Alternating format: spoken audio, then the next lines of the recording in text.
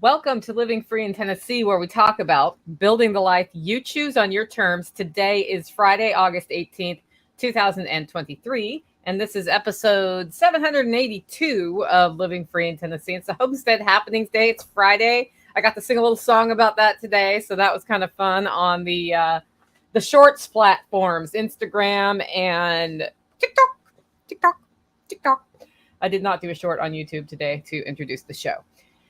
Today, we're going to talk about the changing of the season in the homestead. It's actually time for a winter is coming episode. I think you're getting that Monday, and that will be audio only on Monday because I am traveling, and we'll talk about that later in today's show. If you are joining the live stream and want me to see your question, please put the word question in all caps and then write your question. If I see that, then I will star it and come back to it later in the show, or if I manage to remember to, or if it fits right then I will. But a lot of times your questions on a topic I'm talking about comes about 2 minutes after I've just talked about it, because there's like this whole delay between me talking and you hearing it, you typing your answer out, and then the YouTube delay, and it's like the internet isn't instant yet. I don't know why. Like, what the heck, man? What the heck? Anyway, today's show was inspired by somebody who wanted to know more about what day-to-day life was like on a homestead. I was kind of thinking about this today because I spent all morning going through and making shorts from previous videos to post next week, because in order to build a better following on social networks, they say that you need to post more shorts. And so I was like, well, if I can get a bunch of them done at once, and I can schedule them out, because the reality of being a content creator and being on a homestead is that you can't literally be in front of your computer all the time, or else you're never outside doing the things that you need to do on a homestead. And that's something that's kind of interesting. Like, when you look at, there are homestead channels out there where they're not really homesteading. There are homestead channels out there where they pay people to do the content creation part. Smart. And then there are people, a lot of people I know in our communities who are like me. And we are running a business. We are doing content creation. We are doing homesteading stuff, and all of it makes us a little crazy. And I'd like to start talking about what that's like a little bit more, just because I know a lot of y'all start these things and you're like, how does she do it? And the answer is sometimes not well. Literally, I just keep doing the things, and sometimes it's just not well, and that is whatever. So Strong Roots Resources says, just moved the sheep this morning, getting easier and smoother 3 weeks in. Yeah, we just moved our sheep yesterday. I have one that's got droopy ears. We'll talk about that. So we're going to talk about the Great Duck Reset of 2023. And when I typed that, autocorrect changed the word duck to dick. And I just barely saw it before I started posting it on social. So please know, if you ever see me posting that word, it probably means, unless I'm saying you are a, which I rarely do that. But if I was, that would probably be correct.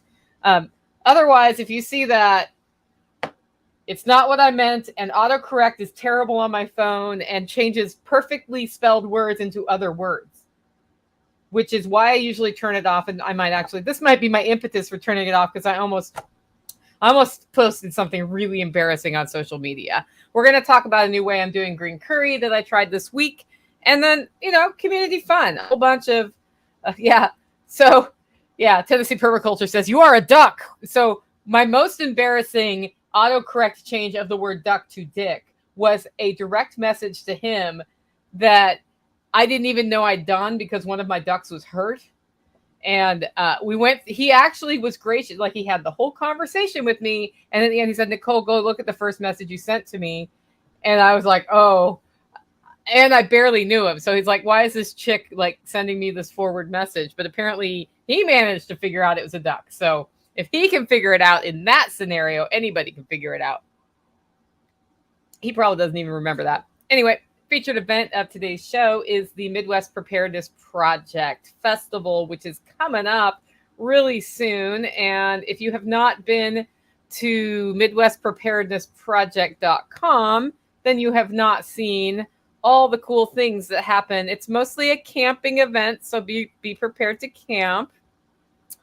And there are classes and tutorials and all sorts of stuff going on. They've just finalized their agenda for this great festival.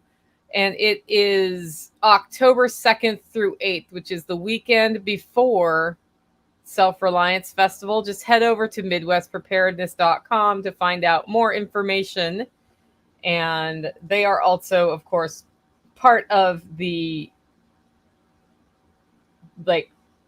Three Sisters of Preparedness is Midwest Preparedness Project, Self-Reliance Festival, and the Kentucky Sustainable Living Expo.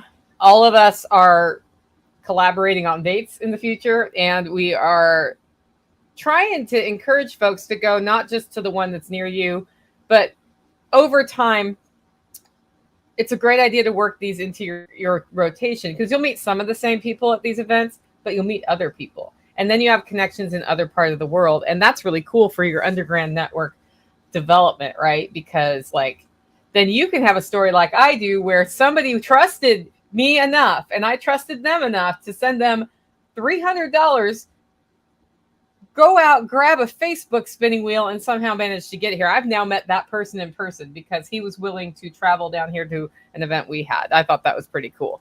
Anyway, also want to thank today's show sponsors, and one of them is right here. Strong Roots Resources. Kerry Brown has put together a really cool business where he comes out to your homestead or piece of land and helps you figure out what to do with that. Go to strongrootsresources.com. One of his favorite services I like is that he figured out that people are so interested in the herbal and edible wild plants that are on their property. He figured out how to catalog those as a service, GPS locate them, and then give you that information so that you can know if you have a wild blueberry on your property or where the elderberries are, those sorts of things.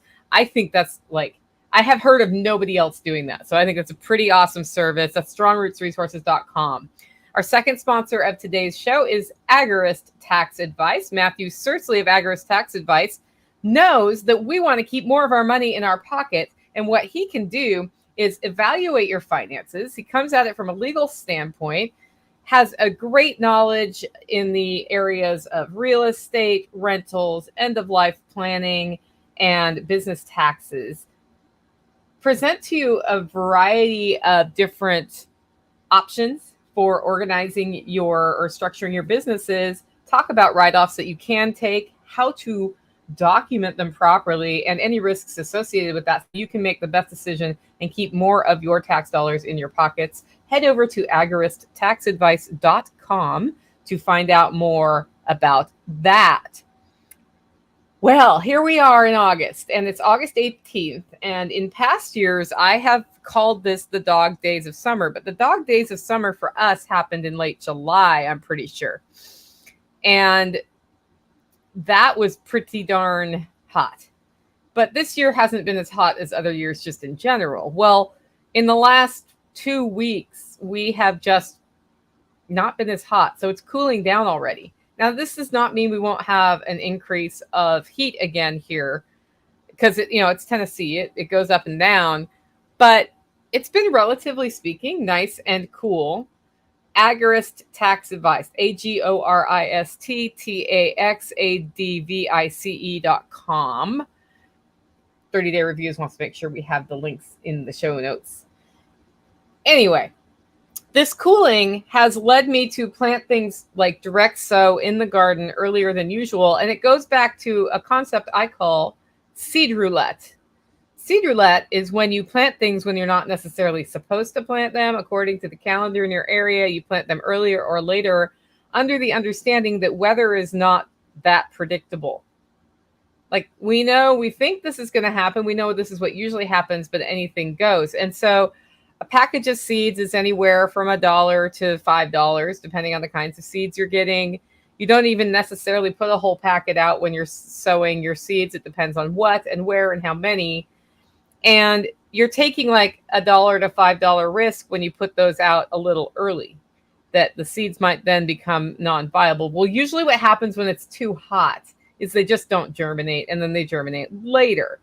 But if they germinate and then are not cared for enough and it gets too hot and it scorches those tiny little sensitive plants, that's a problem too.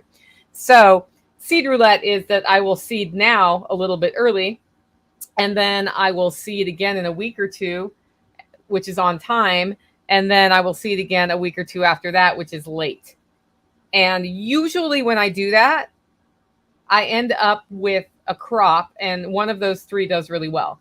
And it's never like the same one. Last year, my second bean sowing did really well. This year, my first one did better than my second, and I'm just now starting to harvest the third.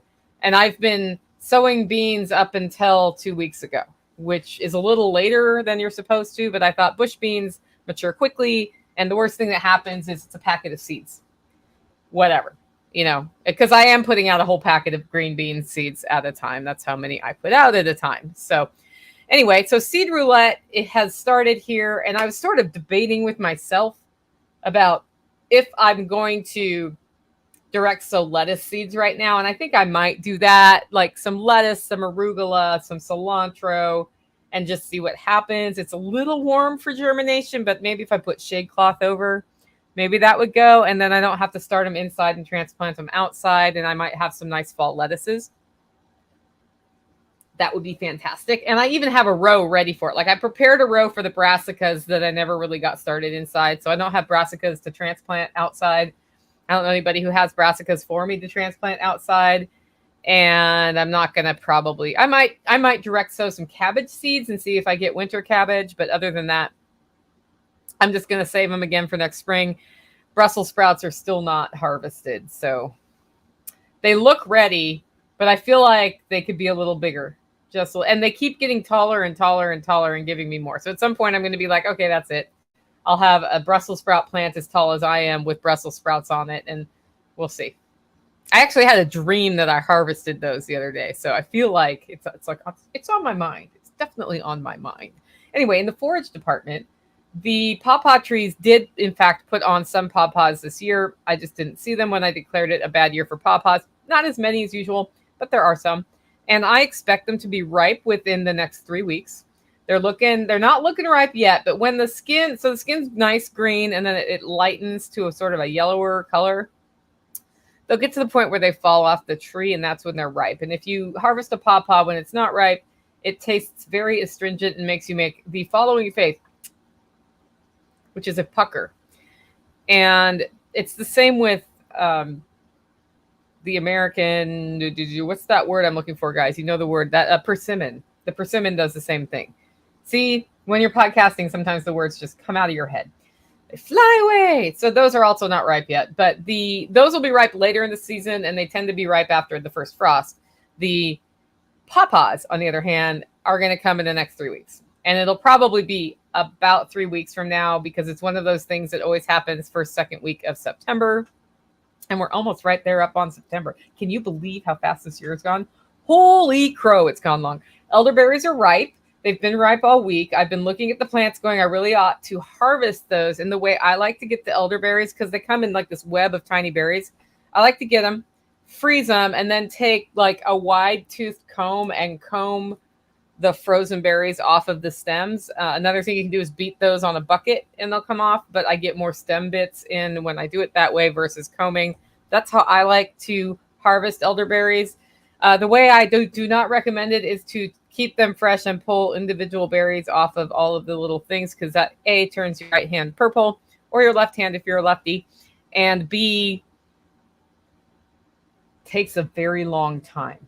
And it's an unnecessary waste of time on the homestead. And when we talk about the 15-minute homestead, that's not a 15-minute project. That's a very long project. You make that into a 5-minute project by throwing it in the freezer and using a comb or beating it on a bucket or just using your fingers at that point to pull them off. Of course, with elderberries, you want to make sure to separate the berries from the stems and make sure you only have the ripe berries. If they're green, don't eat them. You want the purple berries. The green berries still have some arsenic in it that you do not want to consume. Next segment is livestock. This is where we talk about all the critters, little bunny foo-foo on the homestead. I'm not even talking about rabbits. We got rabbits everywhere. So I was just talking to Tactical about giving the LGDs what we call rabbit sickles, which are rabbits that we've processed and put in the freezer for the dogs, or we could eat them too. But when we process them for the dogs, we dispatch the animal and then we put it in a bag in the freezer. That's it. So that's a different process than if I'm processing it for human consumption. We skin them, we gut them, we parts them out, or we don't parts them out. I have whole rabbits too, and put those in the freezer. I still have some of those from last year, so we haven't been processing rabbits for us. But rabbit is delicious. They just have a lot of very small bones. Not as bad as a snake, but their rib bones are pretty tiny. You got to watch out for that with rabbits. Anyway, so the rabbit sickles now have a cycle. Tactical said I'm bringing them out every time I move the sheep, which is about once a week. And he said, I'm doing that because I have to have it into my routine or I will not get it done at all. And I was like, I feel like we need to be feeding them more because we have a lot of rabbits. And he disagreed. So at least once a week is better than none times a week. So we'll start there, and I'll keep an eye on the supply. And if it goes up from there, I feel like the LGDs need 3 rabbits a week. I'll find a second day of the week that it's routine. So that's the plan. We're going to convert the turkey shelter into a rabbit hutch. It's a better fit for our system. Yeah, rabbits are a great system on the homestead because their manure is great for the garden. It's really helped my garden this year. And you can feed it to worms and get worm castings and blah, blah, blah. But they're very easy to take care of. They eat grass. I have augmented, we're actually mostly feeding ours pellets. And I do have a way to put them on grass, and I keep not doing it. So I need to go do that. But you can tractor them, and they reproduce rapidly. And the amount of pounds per meat for pounds of feed that you get out of them is pretty awesome. So it's a good homestead animal. I can say that it took me a year to really understand how to get rabbits on a cycle of, so the animal husbandry part of that, on a cycle of reproducing. And it's because I made the mistake of making my rabbits fat by overfeeding them. And then they did not reproduce because they could not reproduce because they were too fat. And it took me a long time. I could not figure out what was going on. And so once I figured that out, it has not been a problem since then. In fact, we reproduced rabbits when it was warmer than it should have been for the male to be able to reproduce. So I don't know. It suddenly became very easy. But I'm saying this because a lot of new homesteaders come in and we're like, hey, chickens are easier, rabbits are easier, sheep are easy. They're easy after you've done it for a while. When you first do anything, it's hard, and you feel like you're off your game and all of those things. And that is something to keep in mind when an experienced homesteader tells you something is easy. It becomes easy. And what I think an experienced homesteader really means when they say rabbits or chickens are easy is it's a good place to start because it's easier than other things. Just like sheep are easier than cattle, I imagine. I don't know. I haven't done cattle. Sheep were not easy for the first year. I don't think they're easy yet. They were easier, but they are not easy. And then compared to poultry and ducks and rabbits, they're not easy. So keep that in mind when somebody tells you something is easy. Like, ask more questions so that you know what they mean when they say it's easy. We got new baby ducks in, so I ordered 20 female khaki Campbell ducks, and I'm going to tell you why. It's because I was wrong. I like to admit when I'm wrong, even though it hurts my heart a little bit to be wrong. And when we hatched the ducklings this year, they were 100% female, and I made this decision based on the color of their legs because the legs are orange in males and dark in females. And then there's a thing on the bill. I think the males have a little white dot on their nose, and the females have a dark area on their nose. I think that's how that goes with khaki Campbells. And I took one look at their dark legs, and I was like, we got all females. I have 9 male ducks from that batch. They're all male because their legs turned orange. And then I looked at their bills, and I'm like, you guys are all male. I don't need male ducks. So we're going to have some great meat ducks in our freezer this winter as a result of that. And I looked at the 5 that came after them, and it's probably the same thing. I think actually our Drake is shooting all males. So don't know for sure on those. So I was like, well, the reason we were trying to get the duck population up is I have 4 females that are laying at this point, and the rest are not, and they're very old. And we like duck eggs. I'm just about to start getting chicken eggs from the holler roost, and chicken eggs are okay, but duck eggs are good. And I want duck eggs, and that is and my property is so well suited to ducks. So I ordered 20 females, and then we will start a cycle next year of incubating once or twice a year, culling the males and encouraging the females to grow up. The other thing we discussed on that is that the Muscovies are not reproducing like Muscovies are supposed to. So we may end up doing a Muscovy reset because they're just freeloading. Like, we're just feeding them. I'm not really getting eggs off them. But before we do that, we're going to set up at a different place in the property where the Muscovies go to bed, separate from the khaki Campbells, which I know seems insane. But the reason is I want them to lay their eggs in that area, so we know which eggs are Muscovy eggs versus which eggs are khaki Campbell eggs. And hopefully it will be a nice, comfortable place where somebody can set their eggs and raise their own ducklings. It'll be up near the goat barn.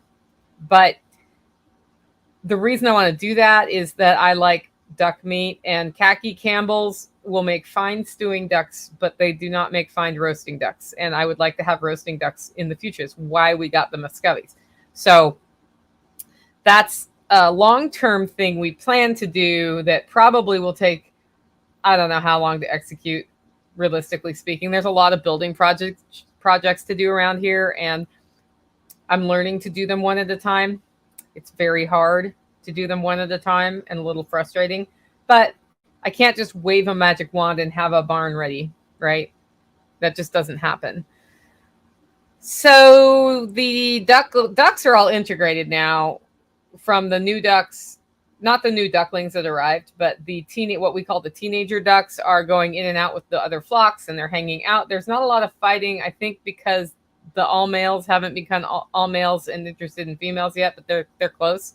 Once the fighting starts, it's going to be processing day. We were going to process them this week, but I have a trip coming up, and I didn't really want to do processing all day tomorrow and then leave on a trip right after that. So, because if I do, my house will be nuked, I will be nuked, and the outside will be nuked, and there's nobody here to help clean it up. So it was just not good timing for me.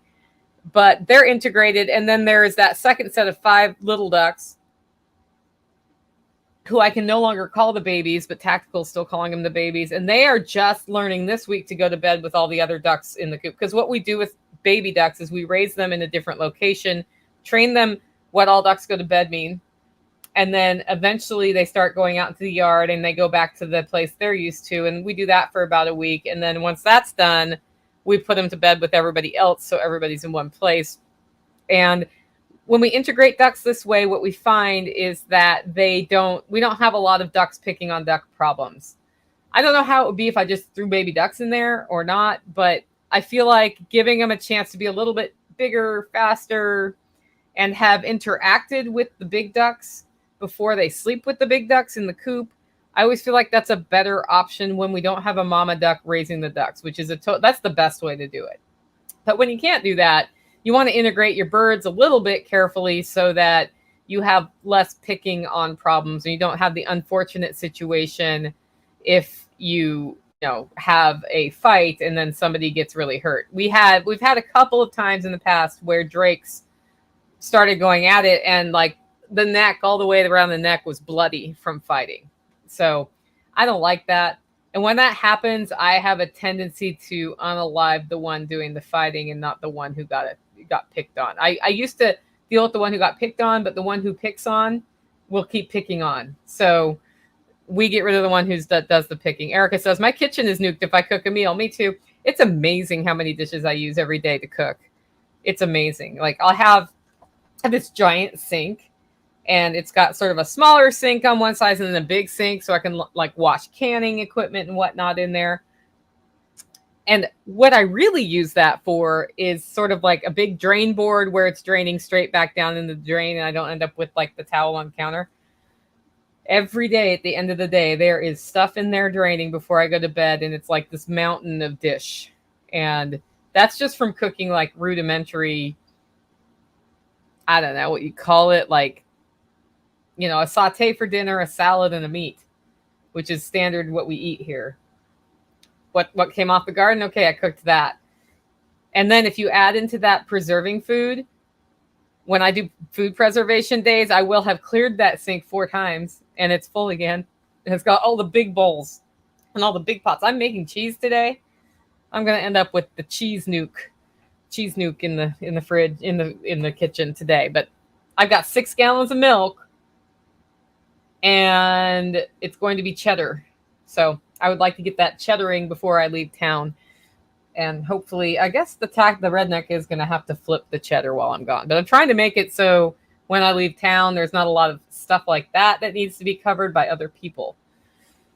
We need to check the sheep for worm pressure, because I noticed when I was driving up the road yesterday that Floki is standing there with his ears down a little bit. And I don't know if he was having a bad day or what, but I'm going to check them all out just by like looking at I'm looking for anemia under their eyes and on their gums to see if it looks like they're getting some pressure from parasites, because we don't want that. And the thing about ruminants is they won't necessarily show you they're sick until they're very, very sick.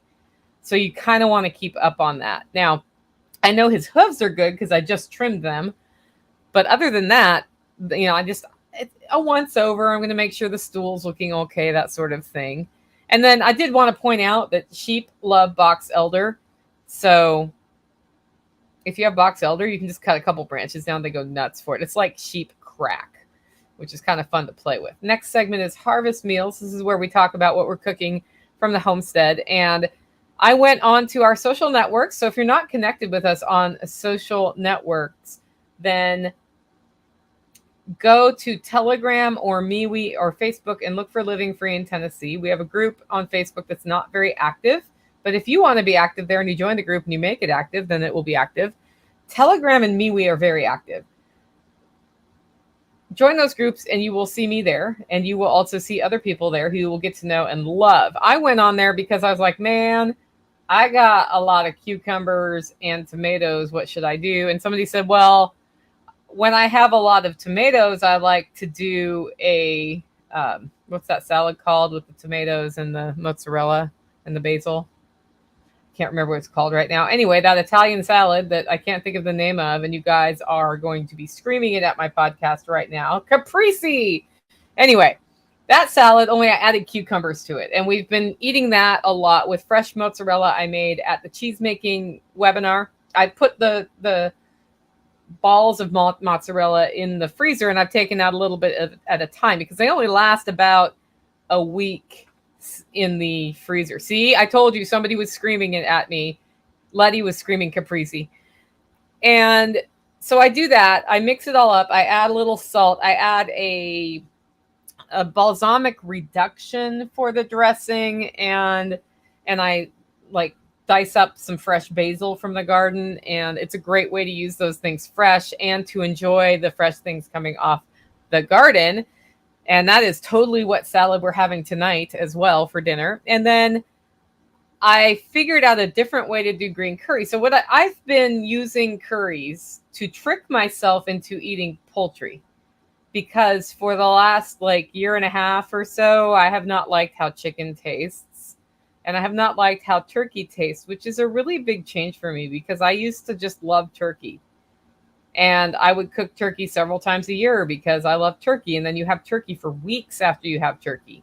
And you have turkey in 9,000 different ways. And I don't like turkey anymore. And I also had a freezer full of turkey and chicken. And we raise chickens every year. And I have a freezer full of those things. And so I've decided strong spices go well with poultry in my world. And then I made this wings recipe with baking powder that I found online. Jack Spirko reached out to me. He's like, are you using my recipe? And I was like, well, I guess I am using your recipe, but I didn't get it from you. But fair. You do that too. And that's where you use baking powder and spices, and it crisps the skin really nicely of chicken wings. And when we processed our birds this year, I cut up most of our birds into like pieces. So like all the thighs are with the thighs and all the wings are with the wings. And I did that so that it would be easier at the workshop to cook the chicken. But those wings were tasty. And I was like, okay, I didn't have to really, like, I put garlic on it. I put some spices on it, but nothing like crazy spice. And I didn't put sauce on it. So that difference with the way the skin and the baking powder went was great. Or maybe this year's chickens taste better. I don't know. But I still have turkey from 2 years ago in my freezer that I'm trying to work through, because we had 30-pound turkeys that we processed and 25-pound turkeys, which are big. Some of which I just cut up into pieces because I don't necessarily want to cook 35 pounds of turkey at a time when I don't particularly care for turkey anymore. By the way, I can make myself eat it. It's just I have to make myself eat it. And I'm that way with apples too. Like, I don't love apples, but I don't hate apples, but I have to make myself eat an apple if I'm going to eat an apple, unless it's like literally fresh off the tree. And then that's like a 1 or 2 times a year thing. And then I have to make myself eat it in that case too. So this is like first world problems, right? I like how they taste, I guess. I don't dislike how they taste. Well, chicken's a little distasteful, but not enough that I can't eat it. And I don't want to waste all the food we've raised here, so I'm going to eat it. I took the trick with the baking powder and the spices, and I rubbed a turkey hindquarter. So it was the thigh and leg of a turkey.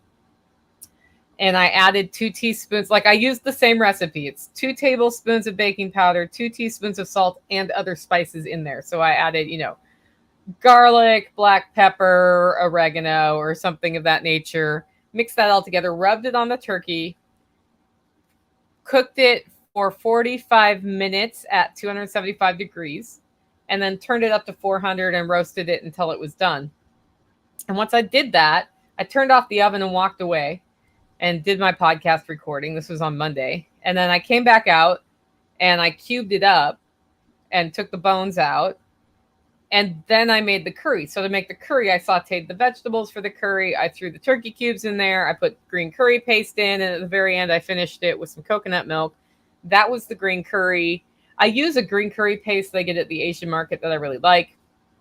And I didn't, even when I put strong spices on poultry, I can still taste that taste that makes me not as happy as I'd like to be. Couldn't taste it. So this is leading me to believe that when I roast the animal, there's something that happens with like the skin crisping and the fat staying in that's disguising that flavor. I don't know. I'm going to try it on a whole chicken next, just to see, do I like the roasted chicken this way? Because even when I rotisserie the chicken, it still has that flavor I don't like. And Jenny says, I like to coat poultry with mayonnaise. It keeps it juicy. Yep, but it still tastes terrible to me. It does not taste good, even with spices on the outside, unless I do really strong spices. And because I'll do a mayonnaise spice rub for a rotisserie chicken. The mayonnaise holds it on, keeps the juices in. But yeah, I don't know. It's a weird thing that I'm trying to outgrow, because I believe that it's psychosomatic from, well, maybe not. It might be physiological, but it has been since I had that thing where I lost my smell for 3 days. When it came back, I didn't like poultry. That was it. And it has been, I have not liked poultry since then. Next up, we talk about grow. This is where I talk about what we are growing on the homestead, in the gardens. And the Tactical's peppers are coming on. Mine are behind his by about 2 weeks. But he's starting to get both sweet peppers and hot peppers and cook them. And he's super stoked about that. And I'll tell you this about Tactical. He's the guy who will actually keep up on weeding in his gardens near his house. But he has a tendency to not plant very many things there. And he has a tendency to fuss with it. So he'll rip things out that he's decided aren't doing well. So his pride and joy, though, is raising peppers. And his peppers do really well every year. So I feel like we should just have him concentrate on peppers. He does have a tomato down there. It looks a little sad, but it doesn't look horrible. And the peppers look like they're tall, they're lush, they're well fertilized, they look really good. and I'm gonna have to tap into that because I'm just gonna get some jalapenos off. I had 6 jalapeno plants and some sweet peppers, and I put the sweet peppers in the upper garden, and they got munched by Japanese beetles or something. And then my jalapenos are gonna do great. And that's the variety of seeds I've been saving from Jack Spirko for years. So that's the update on his garden. I am swimming in tomatoes from my garden. In fact, hopefully I have a 1:00 appointment today. Hopefully right after this show, I get to go out and harvest all the tomatoes and bring them into the house. And then I'll have a second wave of harvest to get all the green beans. And then I'll look at everything else and decide what's next. I got to get the cheese going though, too. So I've only got 2 days to get ready to get out of town. By the way, next week I am going out of town to an undisclosed secret location in the middle of nowhere country. And I will stream my Tuesday live. I will not be streaming the Monday episode. That will be audio only. And I'm doing that because the My Three Things book is really close to being finished. And I decided I needed to go away from everything to finish the book. So hopefully I actually finish the book, but sometimes I need to get out of my normal life to concentrate on things well enough to get them done. And that's what's happening next week. So we'll have the Monday podcast audio only released on Monday. We will have Tuesday live. Wednesday, I have no interviews scheduled. And then Friday, Homestead Happenings. But I have another show coming out next week that's previously recorded interview that you guys are going to love. So for the audio side, you guys will be fine. If you're used to following my live streams, you're going to notice that there are fewer next week. Green beans, Harvest 3 is this week, and I expect it to be a big one. And I think it's doing well because I hung 50% shade cloth over the green bean rows that I planted a little bit later in the season. I feel like it's just about time to pull that shade cloth back off. But I'm going to wait till another cycle of rain is coming through or until the second week of September or so. Like the sun's intense when it's out. But I put up the shade cloth in mid-July, and it made a huge difference. In the places that were not shaded by the shade cloth, the plants look really suffery. And the places that are shaded, the plants look pretty good. They could use some worm casting tea tactical. If you feel like starting some tonight, I'll spray it on there tomorrow. I've said that here. Hopefully he hears it. If not, I'll have to remind him at lunchtime. I have reseeded the beets, and I have to top water that each day because it's not raining every other day like it was. Because it was raining every other day, which is perfect for germination. But yeah, that's not happening. Swiss chard looked bad, but it's not dead. And hopefully once the sun gets a little less intense, it will have a resurgence of its happy time. Because we did really well with Swiss chard, but I put like 40 plants out. And then of those, maybe 20 lived. And then of those, like 10 of them do really well. And the other ones are kind of slow. So I've been having sort of a okay experience with Swiss chard. The Malabar spinach, though, is the best year I've ever had it. Malabar is a vining spinach that does great. It's not really a spinach, I'm sure. It tastes like spinach. Does great in hot weather. Puts out berries you can eat, too. Haven't actually tried any of those berries ever, but maybe I will this year finally. But I'm getting big Malabar leaves. You can root it. I might try to overwinter that one inside. We'll see. I need to figure out where I'm going to put in artificial lights for the plants I bring inside, because I'm going to try to overwinter a pepper. I have an overwintered tomato going into its second winter this year. So I have a tomato plant that's been alive for 2 years in my house that gives me a cherry tomato or two every month. And then I want to do the Malabar spinach, the forever spinach. And I'm deciding, I have a banana pup out there. So my banana tree had a pup, and I could bring that inside and have an inside banana tree.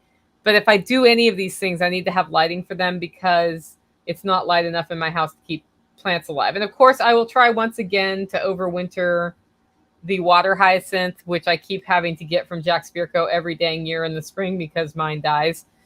And it's not looking great right now because there's not enough nitrogen in the water. So I'm going to deal with that too. I have tactical put plants where I put my plants to rot. So I have a bucket in my aquaponics system where I take trimmings, put them in there, and they rot, and they like put nutrients in the water, which helps the other plants. And he blocked me by putting these comfrey plants that he unearthed and then never planting them anywhere. And I was like, listen, I'm going to throw those into the woods if they don't go somewhere.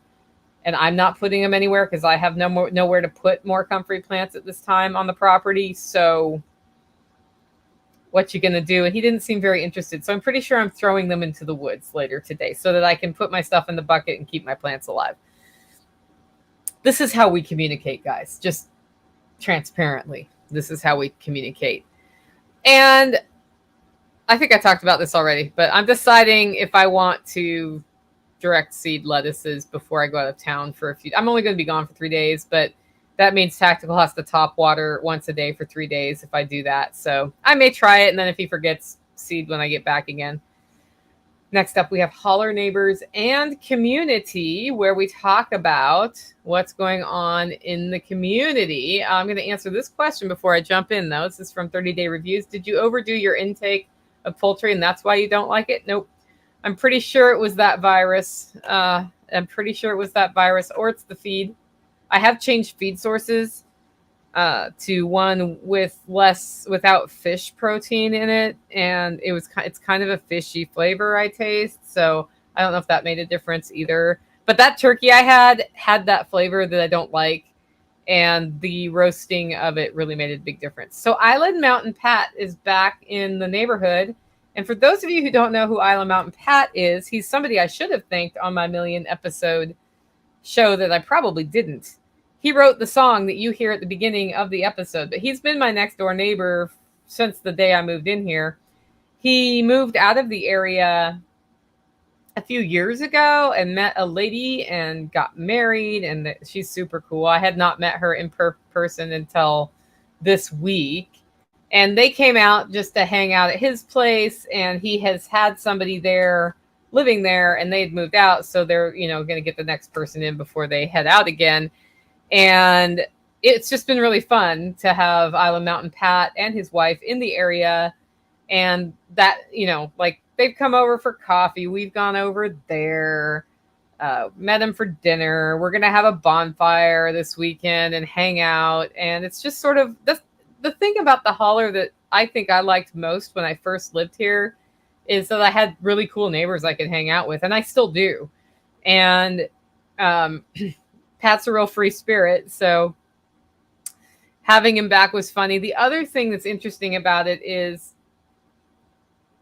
he used to be kind of paranoid about the helicopters that flew over the Holler, and we used to think he was being overreacty. But I haven't seen a helicopter since he left, and darned if there wasn't a helicopter circling my property the day before he came back to town. So maybe there is something in the helicopter thing with Island Mountain Pat. I don't know. They're following him because he writes songs. And people who write songs are scary. Next up, we have infrastructure, and this is where I talk about what we are building on the homestead from an infrastructure standpoint. We had one of the gutter, so it was time to clean the gutters. And Tactical got up on the roof and touched the gutter and got shocked. Now, I don't know if you're aware of this, but that's an unusual thing, and you probably should not be being shocked by your gutter. What happened was a whole day search for how electrical current could be going through the gutters. And it ended with Matt coming out, and that's Senior Chief Electric, for those of you who don't know who Matt is, and helping us troubleshoot that and dealing with it. So the shocking gutter is no longer shocking. I was worried it was a fire hazard. It was not. It wasn't that much current, but it's better not to have your gutters shock people. And the perplexing part was that it was shocking people when the power was off to the area. So the thing is, I live on an old place and wiring was done. And there's not really documentation of what wiring was done. So you never know if you don't, was there a wire sent directly to the cabin, not in the proper way? Those sorts of things. I don't actually know what they found. I do know that there were some grounding issues they dealt with down there that are handled. And as a result of this, Tactical had a new lease on life and wiring, and he has spent the whole week wiring. So I think he is seconds away from all of the cabin wiring being 100% done from the solar project, so that that's all the way it's supposed to be. Because we've had some things that we have to do manually to use the solar power or not use the solar power, switch it. And I was like, I set this up to be automated for a reason. And some work had to be done for that to happen. So I'm actually pretty excited, even though we are going into the less sunny part of the year, that that's all done. And then we are getting ready to fix the rest of my joists in the house that need to be fixed. And that is what's in the way of me finishing my floors. Right now I have painted subfloor in the kitchen and hardwood floors in the living room that will come out. And eventually we're probably going to tile the whole thing. I'm not sure exactly what flooring I'll put in, but it's sort of 2 rooms that are 1 room. And I didn't want to like do the flooring on half of it and then the flooring on the other half of it. I just want to get 1 floor in for the whole dang thing, and move the wood stove and fix the joists that are 2x4s by replacing them with not 2x4s. So setting the foundation for that project's tricky because I have to find somebody to do drywall in my house. So if you're a drywaller and you're hearing this, I have asked somebody, but they haven't answered me yet. If you want to give me a bid, I have 3 walls that need to be done in the living room, and I have 4 walls that will need to be done in the mudroom and the mudroom bathroom. All of that is the goal to get done, because it is my goal to have the little bathroom back up and running before the end of the year, so that I have 2 bathrooms, one of which is mobility accessible with a sit-down shower, just in case I ever need that or somebody else needs that. And also because it would be nice to be able to take a shower inside in the winter, and I can only take a bath right now in my clawfoot tub, and it's just not super easy to climb up over the lip of that tub if you like sprain your ankle or something. So goal is get that bathroom put back together, and all of that requires drywall, and I'm putting the call out for a drywaller. In case you haven't heard me and you're like, hey, I have a friend who drywalls, have them contact me, because while I can hang drywall and Tactical's pretty good at mud, I don't love doing it. And in fact, we are hanging drywall in my duplex because I can't find somebody to do the ceiling in my duplex. So Nighthawk is taking the ceiling out. My friend and I are hanging the ceiling, and then Tactical is going to come and do the mud because he's good at mud.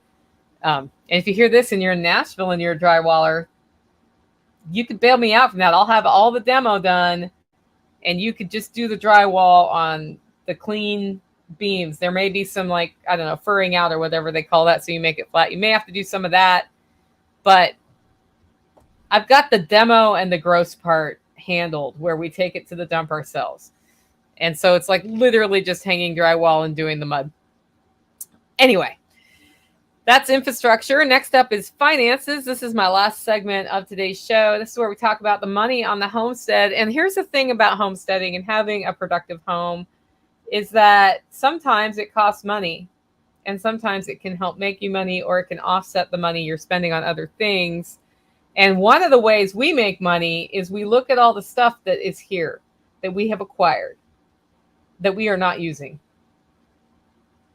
and we package that stuff up and we send it to the auction house, and it gets auctioned. And this is counter to the homestead mindset of this will be useful someday.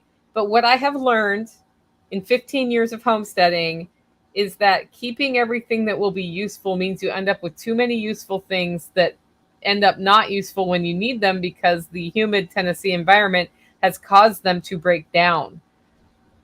So what I have learned to do is really think like I have a replacement rear assembly for my car that I would be willing to sell for $1,000. I paid $1,000 for it. I'm willing to sell it for $1,000. And if somebody does not give me $1,000 for that, I'm not willing to sell it. Because if I ever need it, I have the rear assembly for my car. Now, if I sell my car, I'm going to sell it with the rear assembly, right? But I can put that away and use it if I ever need it. And it has a use, and it is not getting messed up over time. So that's fine to keep. But what is not fine to keep are incubators I don't use, or I've got some tools that I don't use. So tools in particular, if you leave them around, they just get funky. Like things that used to move don't move anymore. Power tools and that sort of thing. So power tools we're using on the regular seem to do well. And if I'm going to maintain the ones we don't use on the regular, I got to go turn them on and use them every once in a while on a schedule. And that's work. Wherein I can just sell, like I sold a tile saw and I got, $50 for the tile saw at the auction. And I spent $150 for it, used it for 3 projects, realized I didn't have a big tile project in my future, and was like, so I paid $100 in rental for 3 tile projects and got them done, and don't have that thing sitting around being the tile saw that doesn't work when I start a project, which has happened to me before. And somebody else is using it presumably on tile projects. So things I'm just not using very much. It's a great way to make money on the homestead. And then we just put that in the homestead envelope. And then we use the money from the homestead envelope for things like finishing perimeter fencing and that sort of thing. Because I don't sell produce, I'm not bringing in a lot of money on produce, and eggs have not started yet. So I don't know what the eggs are going to do. I have a feeling we're going to have eggs right when everybody has eggs and starts panicking about how many eggs they have. So we'll see. Like my eggs have a tendency to have darker yolks than other people's eggs because of what I feed my chickens and how I feed my chickens and ducks. So they are superior quality. And because of that, I have a superior price on them. And the people who want the superior eggs buy the superior eggs at the superior price. That's just how that works. And if you want paler yolks or weaker shells, get your $2 dozen eggs. That's fine. That's your choice. You are the consumer. But that's how the finances are working out right now. It's interesting because since 2020, we've gone to about 90% of the food here comes from here or from other people network like locals. And I'm considering I'm buying a half cow from Dawn Gorham from the Gorham Homestead. That's local, right? I don't grow cows, and I'm not going to grow cows anytime soon. And so I buy my beef.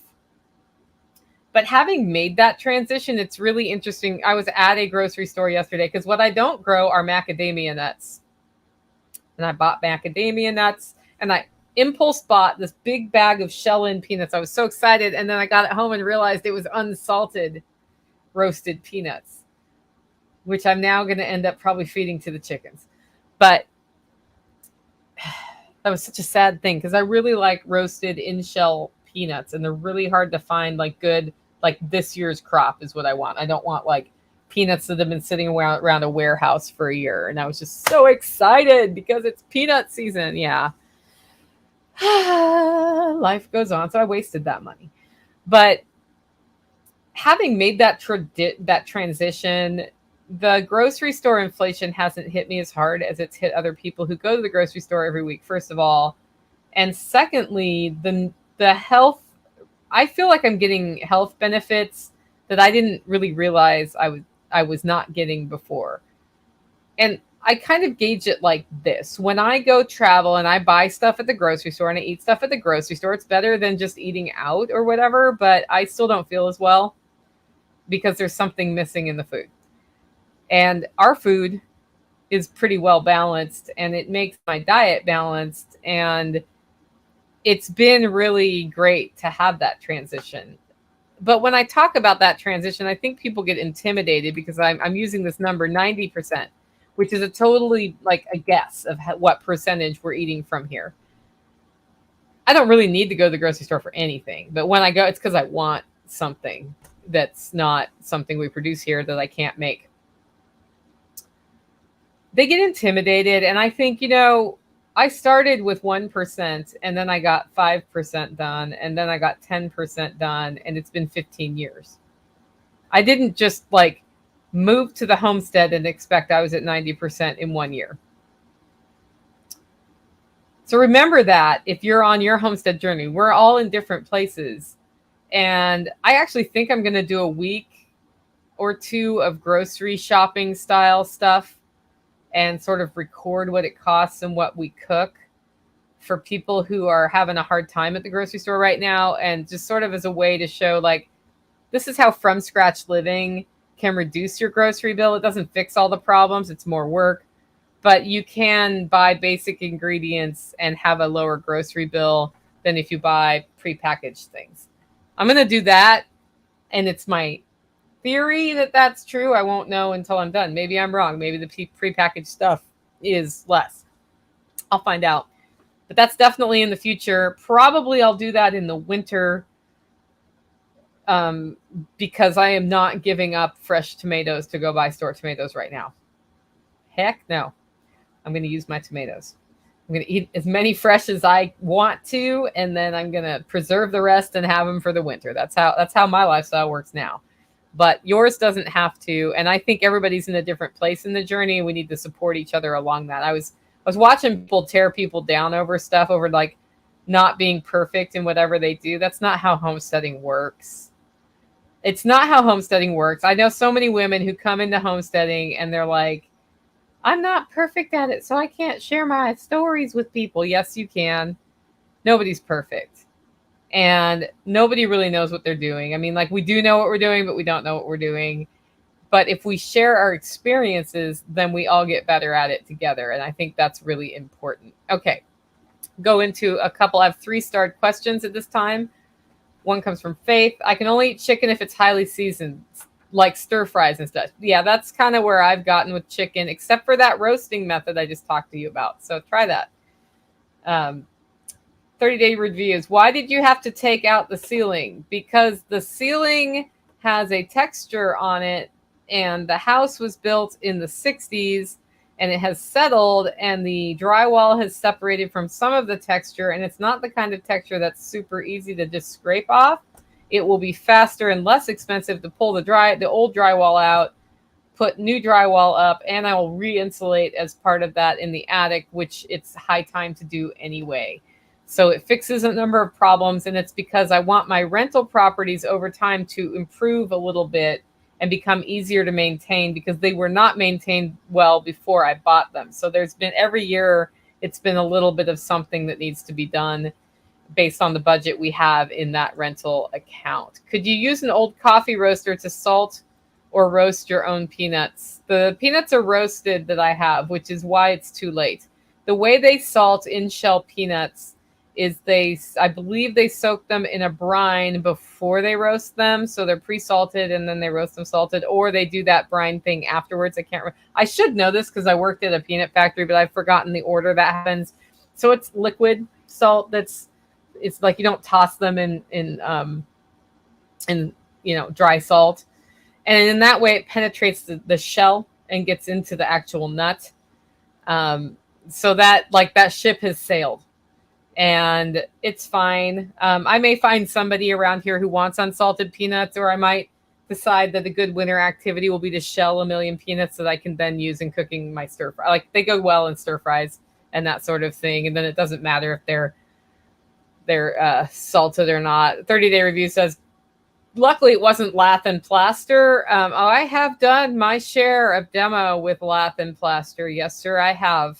My house in Portland, Oregon was built in 1900, and the walls were not flat. And I had a choice of just putting something over the walls or taking the lath and plaster out and putting up the new drywall. And I probably made the wrong choice on that one in hindsight, but I did take out a lot of lath and plaster, and that's where I learned the importance of a respirator when doing construction. And may I never have to do that again as long as I live. May I never have to do that again as long as I live. That was horrid. That was a horrid. At least it wasn't 4,000 degrees outside. But man, that was some dirty work that I did there. So lath and plaster makes a big mess, guys, if you need to pull it out.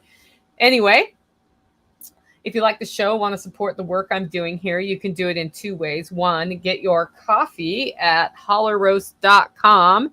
2, consider becoming a member. Head over to livingfreeintennessee.com to find out more. With that, guys, go out and make it a great week.